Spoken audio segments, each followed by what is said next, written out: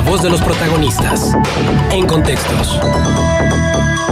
Con nosotros está el maestro Lerins Varela, analista y académico. Con él vamos a platicar de la actualización de los valores de las líneas de pobreza por ingresos a marzo del presente año.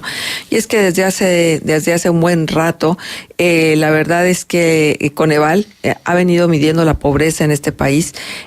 La medición de la pobreza, pues es un referente obligado para los gobiernos, pero ha habido diferentes criterios que han cambiado y se han modificado en estas mediciones. Y el concepto de pobreza comprende diversos componentes o dimensiones, es decir, se trata de un fenómeno de naturaleza multidimensional que no puede ser considerado única y exclusivamente por los bienes y servicios que pueden adquirirse en el mercado, porque casi siempre se hace esta relación: eres pobre porque no tienes con qué comprar.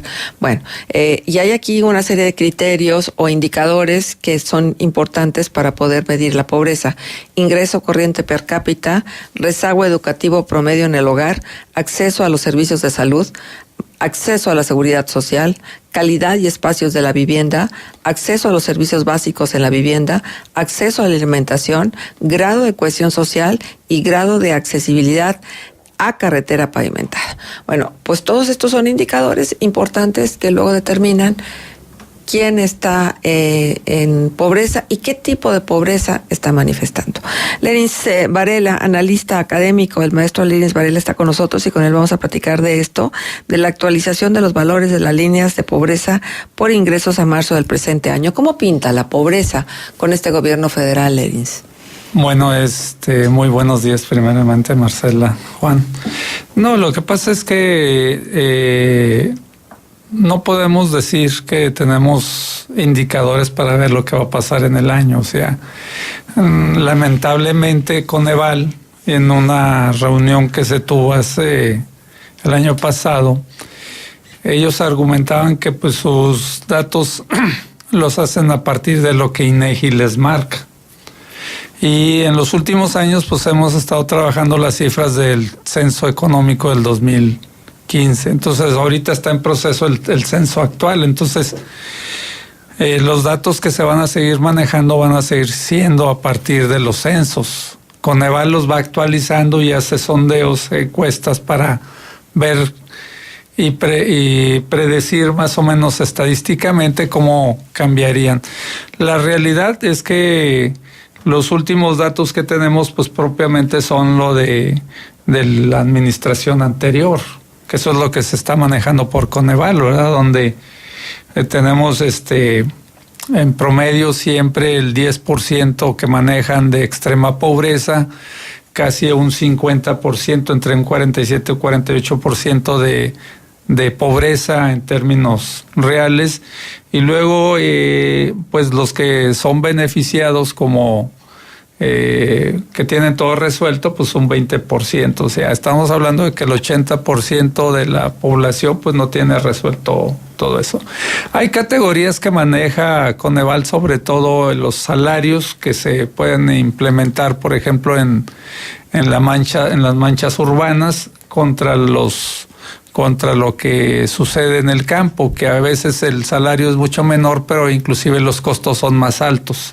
Uh-huh. Eso es un problema grave, ¿verdad? O sea, no es lo mismo que vayamos a una tienda aquí y compremos un producto, 1 kilo de azúcar, al costo que está ahí, con el salario que podamos tener en la mancha urbana, y otra cosa es en el campo, que el costo de llevar el azúcar, el kilo de azúcar allá, pues va a ser mucho más alto contra el salario que pueden tener, que es más bajo. Entonces hay un problema con los indicadores actualmente, porque bueno, pues la gran discusión que se dio inclusive desde los 90s, cuando estaba el entonces Salinas de Gortari, en donde no se quería ni siquiera reconocer que en el país había una pobreza de más del 50%, que se dio una gran discusión y se tuvo que aceptar precisamente entrarle a los indicadores, que tú ya los manejaste porque son los básicos. Exacto. El salario, la seguridad social, la salud, la educación, etcétera. Entonces,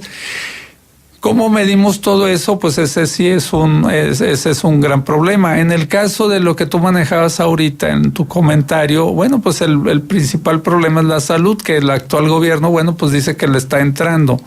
el problema de salud se quiso resolver con el seguro popular, pero no lo resuelves porque tienes la misma infraestructura y el equipamiento y el personal siguen siendo los mismos. Claro. Y además de eso, pues ahora que nos vamos enterando, bueno, cuánta infraestructura casi entregada, como lo que sucede acá en el lado de Durango, en Gómez Palacio, que ya se terminó un hospital de construir. Ya está todo menos equipado. Pues por eso. Y ahí hay muchos, así se han estado manejando más de 200. Exacto. Más de 200 clínicas y hospitales que están inconclusos o que ni siquiera empezaron la obra, ¿verdad? Ajá. Entonces, hay un gran rezago en todo. Entonces, no es lo mismo también inclusive los salarios per cápita que se puedan dar aquí en la comarca lagunera a los del sureste, por ejemplo, que una misma familia puede vivir con 300 pesos a la semana, ¿verdad? O sea, oye, por eso trabajan todos, ¿verdad? Y en esta ola, en esta corriente de responsabilizar de la situación que vive el país a los gobiernos anteriores, podemos concluir que la pobreza es resultado entonces de los malos gobiernos neoliberales que no hicieron lo necesario para sacar a esta cantidad importante de millones de mexicanos en pobreza, porque finalmente hay que reconocer que, por ejemplo, la Comisión Económica para América Latina y el Caribe, el CEPAL, pues dice que en México pues hay uno de los índices de pobreza más alto, un porcentaje que está entre los más altos de la región, porque se habla de entre el 10 y el 15% de los mexicanos.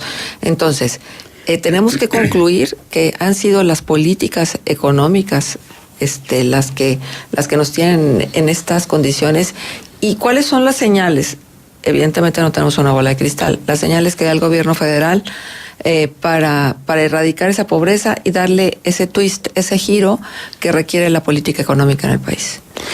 Bueno, lo que sí es claro, y aquellos que nos dedicamos sobre todo desde la investigación de las ciencias sociales, la política económica que se ha implementado en los últimos años, independientemente que haya impactado con todo lo que ha sido el punto de la corrupción, porque es que se le ha dado muchas facilidades con esa economía neoliberal a quienes aparentemente quieren impulsar el desarrollo económico del país y que dizque invierten, ¿verdad?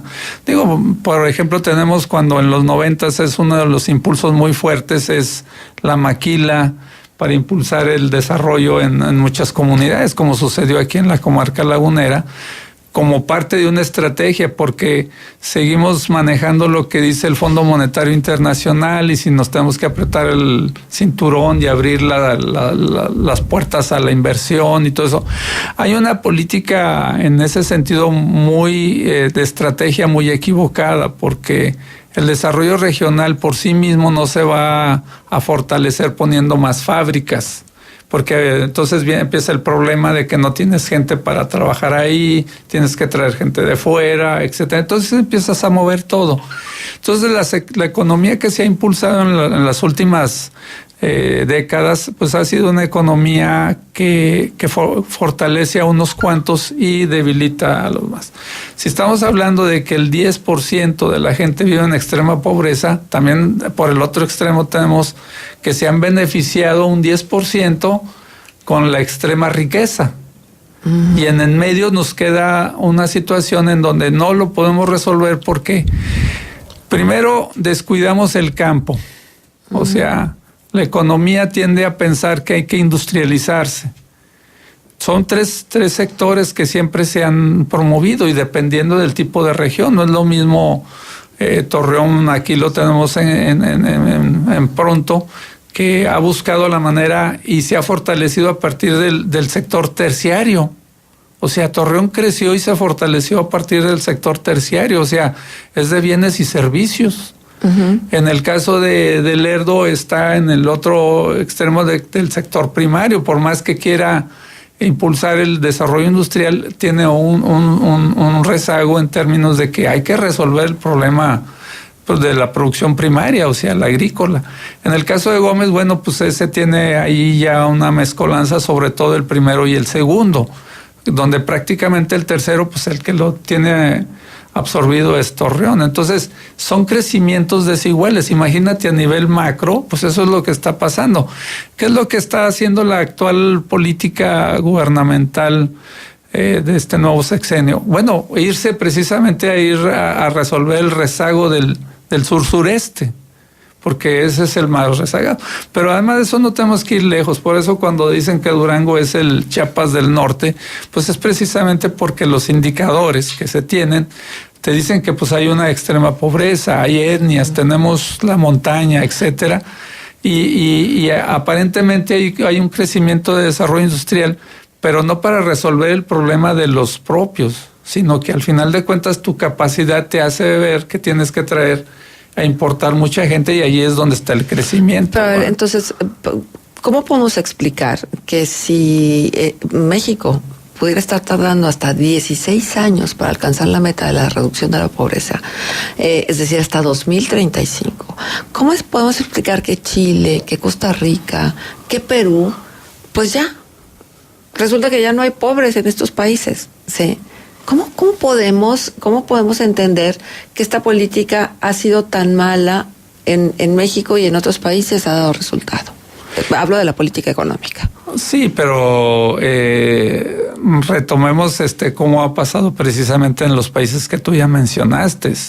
O sea, también fue un proceso de transformación en donde los estados tuvieron que entrarle, y la gente así lo decidió, hasta proponer presidentes de la República que habían estado en la guerrilla, ¿verdad? O sea, ese es el proceso de transformación de la visión, que tienes que frenar, no impedir el desarrollo económico a partir de la industrialización, que ese es como que el punto más importante, sino que tienes que resolver cómo generar una industria o una agroindustria que conecte todo eso. Y eso es lo que hicieron esos países, o sea, tratar de subir la parte de abajo.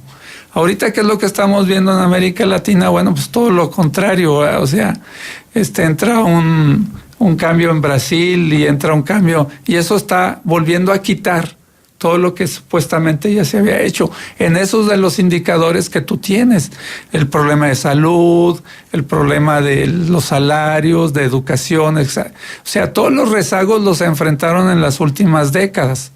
En el caso de México, no. En el caso de México siguieron con la misma línea de todo lo que se creó de la tecnocracia, en donde venían las gentes estudiadas de las universidades de Estados Unidos, sobre todo con el esquema keynesiano de la economía liberal, para abrir el proceso. Y eso inclusive pues fue el más fuerte impulsor, fue el mismo Salinas, ¿verdad? O sea, donde hasta en el campo de repente quitaste, en lugar de resolver el problema del problema ejidal del sector social productivo, pues lo que quisiste es decirles, bueno, pues es que ahora ya puedes vender tu tierra y puedes vender tu agua y puedes rentarla y todo eso. Y bueno, pues los campesinos empiezan a quedar sin tierra y sin agua. Entonces no les dimos el resultado, ¿verdad? Sino fortalecimos que el desarrollo de la gente que maneja los pequeños propietarios y toda la agroindustria, que en un momento dado pues está monopolizada, ¿verdad? Y todo el gasto social, que por cierto es un rubro que el gobierno actual pues le está dando prioridad, porque yo creo que no tiene precedentes. Mira, ¿va a redundar en yo creo que la estrategia es precisamente el mal que tenemos, el mal que venimos arrastrando, que es... Ahí todos los programas son buenos en sus buenas intenciones. El problema es cómo los traduces en resultados. Se han modificado mucho los esquemas para tratar de tener indicadores que precisamente te digan que lo estás haciendo bien.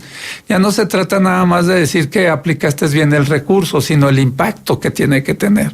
Y eso no se estaba midiendo.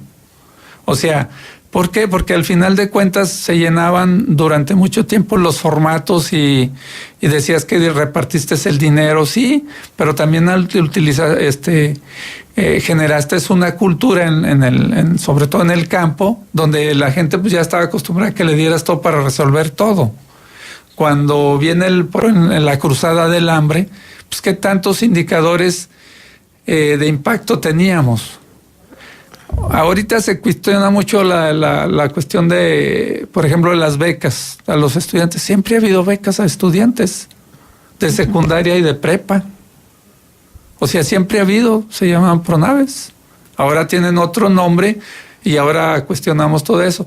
No, el problema no es si le damos o no al campesino o al colono. Nada más etcétera. que discúlpame que te interrumpa, Lenis, pero antes, Pronaves, tenías tú la seguridad de que ese dinero iba a ir a la escuela, iba a ir a la educación del muchacho.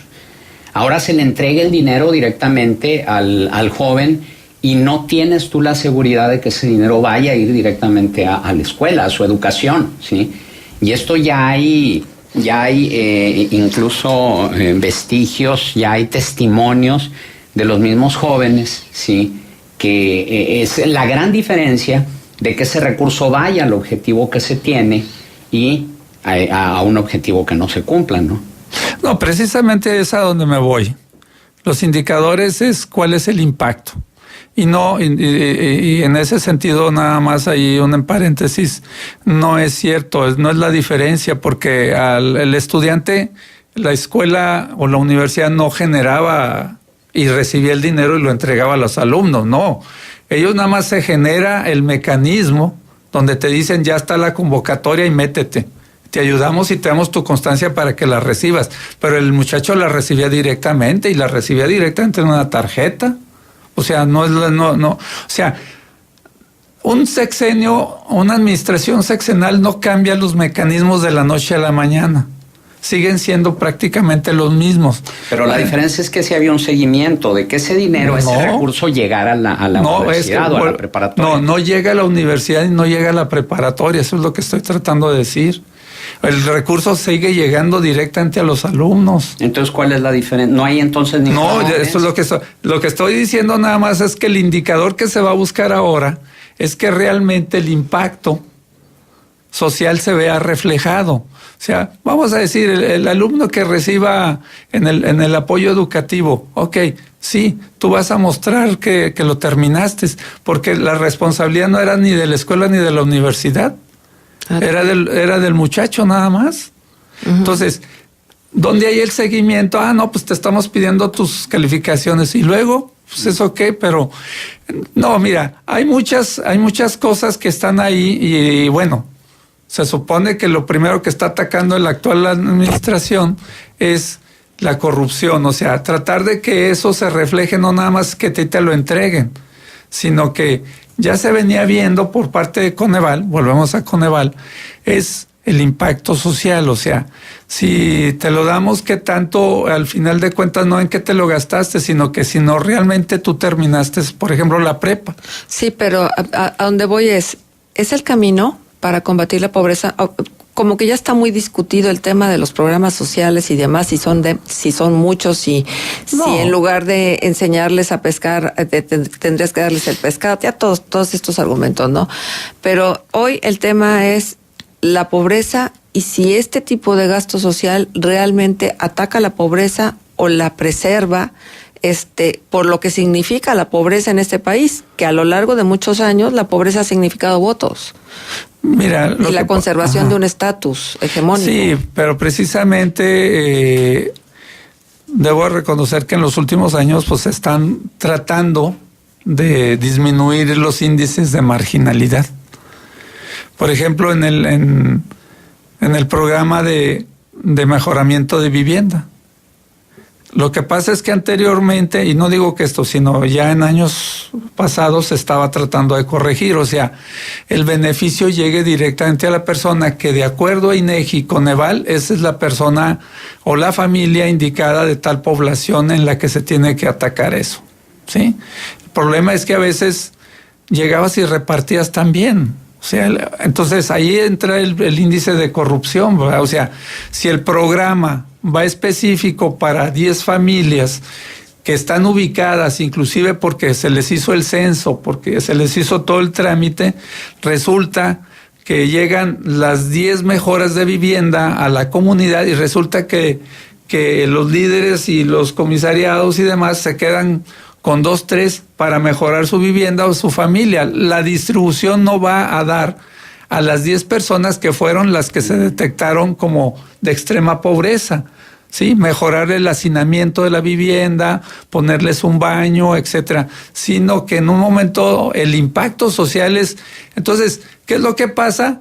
Que sí dijiste, bueno, yo fui a la comunidad y arreglé 10 viviendas, pero el problema es que las que estaban detectadas en el indicador nada más arreglaron 5. Entonces tus indicadores van a seguir estando en deficiencia porque no resolviste el problema. O sea, la implementación de los programas, los que tiene que tener mucha vigilancia. Y además de eso, sí, porque además de eso, al que le encargaron la tarea, resulta que no, él llenó ahí los formatos y dijo, sí, ahí se aplicaron, aquí está, 10 viviendas y las fotos, sí, pero a quienes le correspondía en el impacto social de la marginación, resulta que nada más la mitad. Entonces, si tú pensabas reducir tus indicadores al 100%, resulta que nada más los resolviste al 50% y sigue estando la marginación, ¿verdad? Uh-huh.